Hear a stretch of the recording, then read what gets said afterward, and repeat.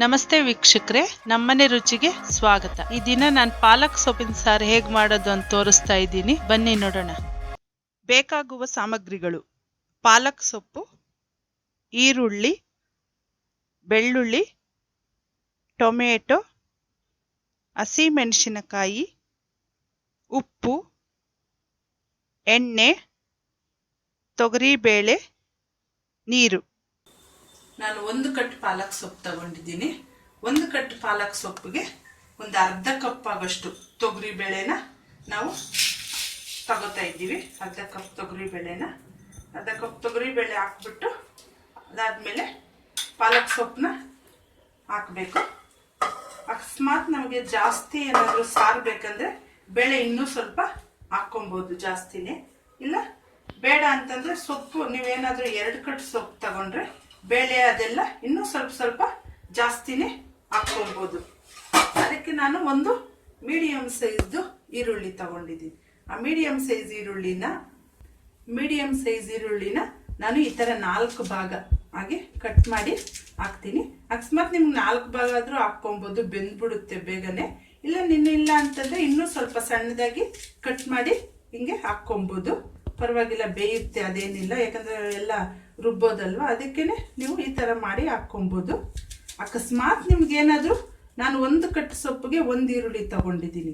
ನಿಮ್ಗೇನಾದರೂ ಸ್ವಲ್ಪ ಜಾಸ್ತಿ 2 ಕಟ್ ಸೊಪ್ಪು ತಗೊಂಡ್ರೆ 1.5 ಈರುಳ್ಳಿ ಹಾಕ್ಕೊಬೋದು. ಇಲ್ಲ ದೊಡ್ಡ ಸೈಜ್ದು 1 ಈರುಳ್ಳಿ ಹಾಕ್ಕೊಬೋದು.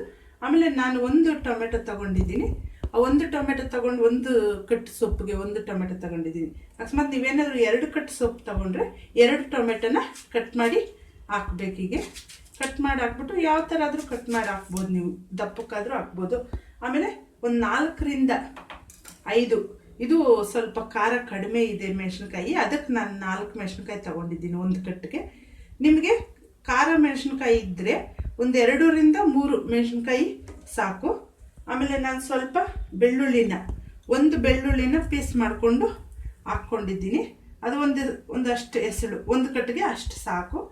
ಬೇಕಾದ್ರೆ ನೀವು ಅಕಸ್ಮಾತ್ ಪಾಲಕ್ ಸೊಪ್ಪು ಜಾಸ್ತಿ ತಗೊಂಡ್ರೆ ಜಾಸ್ತಿ ಹಾಕ್ಕೊಬೇಕು.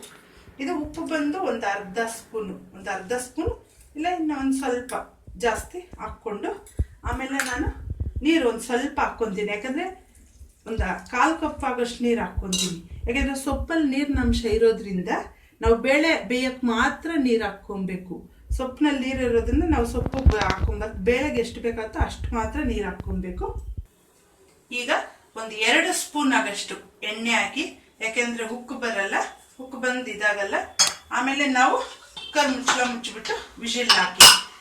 ಈಗ ನಾವು ಸ್ಟವನ್ನು ಹಚ್ಚಿ ಕುಕ್ಕರನ್ನು ನಾವು ಇಡ್ತಾ ಇದ್ದೀವಿ. ಇದು ನಾವು ಕುಕ್ಕರಲ್ಲಾದರೂ ಮಾಡ್ಕೋಬೋದು, ಅಥವಾ ಪಾತ್ರೆನಲ್ಲಿ ಬೇಯಿಸಿದ್ರೆ ಇನ್ನೂ ಒಳ್ಳೆಯದು. ನಾವು ಅರ್ಜೆಂಟಾಗಿ ಏನಾದರೂ ಬೇಕಾದರೆ ಕುಕ್ಕರಲ್ಲಿ ಮಾಡ್ಕೊಬೇಕು. ಇಲ್ಲ ಅಂತಂದರೆ ಪಾತ್ರೆನಲ್ಲೇ ನಾವು ಇವಾಗ ಏನೇನು ಹಾಕಿದ್ವಿ ಎಲ್ಲ ಹಾಕಿ ಪಾತ್ರೆನಲ್ಲೇ ಒಂದು 20 ನಿಮಿಷದಿಂದ ಒಂದು 25 ನಿಮಿಷ ಬೇಯಿಸಿದ್ರೆ, ಒಂದು 20 ನಿಮಿಷ ಬೇಯಿಸಿದ್ರೆ ಸಾಕು. ನಾನು ಅರ್ಜೆಂಟಾಗಿ ಮಾಡೋದಕ್ಕೆ ಕುಕ್ಕರಲ್ಲಿ ಇಟ್ಟಿದ್ದೀನಿ. 1 ವಿಷಲ್ ಬಂದರೆ ಸಾಕು. ಈಗ 1 ವಿಷಲ್ ಬಂದಿದೆ. ಈಗ ಸ್ಟವ್ನ ಆಫ್ ಮಾಡೋಣ. ಈಗ ಪ್ರೆಷರ್ ಎಲ್ಲ ಹೋಗಿದೆ. ಪ್ರೆಷರ್ ಎಲ್ಲ ಹೋದ್ಮೇಲೆ ವಿಷಲ್ ತೆಗೆದ್ಬಿಟ್ಟು ಮುಚ್ಚಳನ ತೆಗೆದು ನೋಡೋಣ. ಈಗ ನಾವು ಆ ಸೊಪ್ಪನ್ನೆಲ್ಲ ತಗೊಂಡು, ಬೇಡ ಸೊಪ್ಪು ಮಾತ್ರ ತಗೊಂಡು ಒಂದು ತಟ್ಟೆನಲ್ಲಿ ಹಾಕಿ ಆರಿಸ್ಕೊಬೇಕು. ಎಲ್ಲ ಟೊಮೆಟೊ ಮತ್ತು ಹಸಿಮೆಣಸಿನ್ಕಾಯಿ, ಬೆಳ್ಳುಳ್ಳಿ ಎಲ್ಲ ಎತ್ಕೊಬೇಕು. ಬೇಳೆ ಮಾತ್ರ ಅದರಲ್ಲೇ ಬಿಡಬೇಕು. ಬೇಳೆ ಮಾತ್ರ ಬೇಡ. ಇದನ್ನು ಸ್ವಲ್ಪ ಹಿಂಗೆ ಆರಕ್ಕೆ ಬಿಡಿ. ಈಗ ಚೆನ್ನಾಗಿ ಆರಿದೆ. ಅದನ್ನ ತಗೊಂಡು ನಾವು ಮಿಕ್ಸಿಗೆ ಹಾಕ್ಕೊಬೇಕು.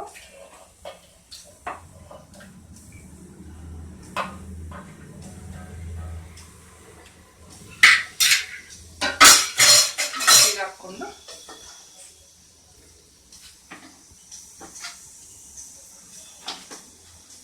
ಈಗ ಒಂದು 2 ಸೆಕೆಂಡ್ ರುಬ್ಕೊಬೇಕು. ರುಬ್ಕೊಂಡ್ಮೇಲೆ ತೆಗೆದ್ಬಿಟ್ಟು ನೋಡಬೇಕು. ತುಂಬ ನುಣ್ಣಗೇನು ಆಗಬಾರ್ದು, ಒಂದು ಸ್ವಲ್ಪ ತರ್ತರಿ ಇದ್ದರೆ ಟೇಸ್ಟ್ ಚೆನ್ನಾಗಿರುತ್ತೆ. ಈ ಬೇಳೆನ ಈಗ ಈ ಪಾತ್ರೆಗೆ ಹಾಕ್ಕೊಬೇಕು. ಹಾಕ್ಕೊಂಡ್ಮೇಲೆ ಆಮೇಲೆ ಸೊಪ್ಪು ರುಬ್ಬಿರೋದನ್ನು ಮತ್ತೆ ಹಾಕ್ಕೊಬೇಕು.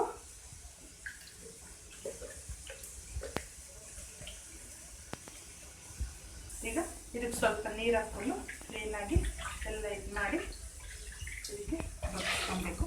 ಜಾಸ್ತಿ ನೀರು ಹಾಕ್ಕೊಬಾರ್ದು. ಜಾಸ್ತಿ ನೀರು ಹಾಕ್ಕೊಂಡ್ರೆ ತುಂಬಾ ನೀರಾಗ್ಬಿಟ್ರೆ ಟೇಸ್ಟ್ ಚೆನ್ನಾಗಿದ್ರೆ ಸ್ವಲ್ಪ ಗಟ್ಟಿಯಾಗಿ ಇರಲಿ. ಈಗ ನಾವು ಸ್ಟವನ್ನು ಹಚ್ಕೊಬೇಕು. ಸ್ಟವನ್ನು ಹಚ್ಕೊಂಡು ಈ ಸಾರನ್ನ ಕುದಿಯೋಕ್ಕೆ ಇಡಬೇಕು. ಕುದಿಯೋವಾಗ ನಾವು ಚೆನ್ನಾಗಿ ಹಿಂಗೆ ಕೈ ಆಡಿಸ್ತಾ ಇರಬೇಕು. ಯಾಕೆಂದರೆ ಇದು ಸ್ಟೀಲ್ ಪಾತ್ರೆ ಆಗಿರೋದ್ರಿಂದ ತಳ ಹಚ್ಚಿಬಿಡುತ್ತೆ ಬೇಗ. ಅದಕ್ಕೆ ಹಿಂಗೆ ತಿರುಗಿಸ್ಕೊಡ್ತಾ ಇರಬೇಕು. ಈಗ ಸಾರು ಚೆನ್ನಾಗಿ ಕುದೀತಾ ಇದೆ. ಚೆನ್ನಾಗಿ ಕುದ್ಮೇಲೆ ಅದನ್ನು ನಾವು ಇಳಿಸ್ಕೊಬೇಕು. ಈಗ ನಾವು ಒಗ್ಗರಣೆನ ಹಾಕ್ಕೊಬೇಕು ಸಾರಿಗೆ. ಅದು ಸ್ವಲ್ಪ ಕಾಯ್ದ ಮೇಲೆ ಒಂದು 2ರಿಂದ 3 ಸ್ಪೂನ್ ಆಗೋಷ್ಟು ಎಣ್ಣೆ ಹಾಕ್ಕೊಬೇಕು. ಈಗ ಸಾಸಿವೆ ಹಾಕಬೇಕು.